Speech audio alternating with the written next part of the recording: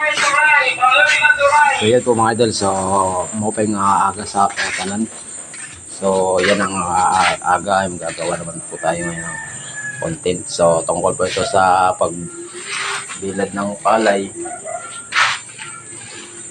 Kasi ngayon po ay wala po kami ngayong biyahe mga idol. So ano, ang ginawa ko po kasi di pumasok si Justin dahil may sila kukunin din sa bayan. Kukunin nila yung pinaayos nila na TV. Kaya ako lang po ngayon dito sa bahay ni Kuya. Ang ginawa lang po namin ay pinabilad na lang pa ako ng kalay ni Kuya. Yung binilad namin doon na itong sako. Saka ito yung iba. Yan.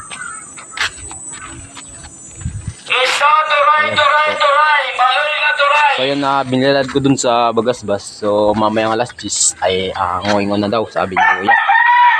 Pagkatapos kong hanguin ay didiretso ko dun sa mulinuhan ng palay. Yan.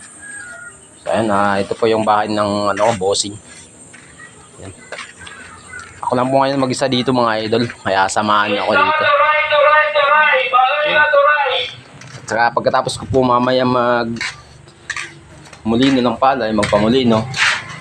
So gagawin ko naman dito sa bahay, magwawalis ako dito. Ayan yung wawalisin ko dito. Lalagay ko dun sa mga sako. Tapos pagkatapos ko ilagay sa sako, tatapon ko dun sa lote ni Sir, sa bayan ni Kuya.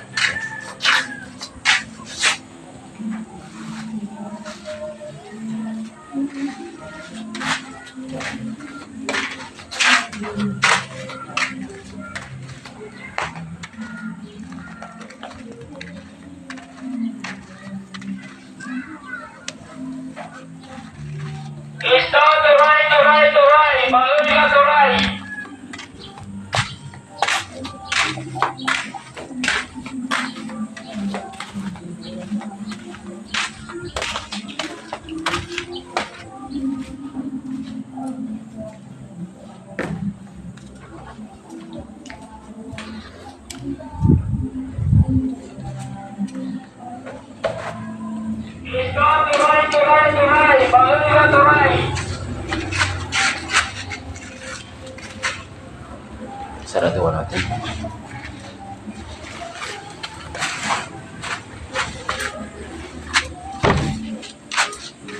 Kahit nakatitang ko na. Titira muna tayo sa labas kasi mamaya ay hahabuin natin yung palay mga bandang alas 10.